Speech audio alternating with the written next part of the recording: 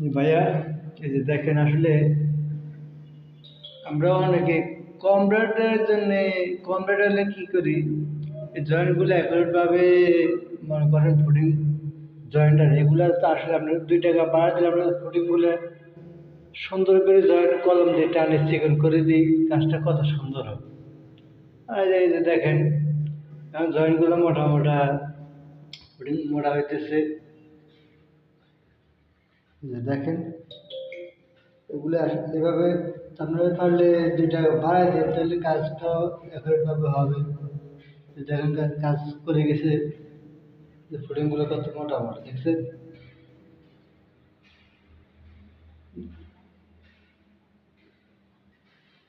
দেখছেন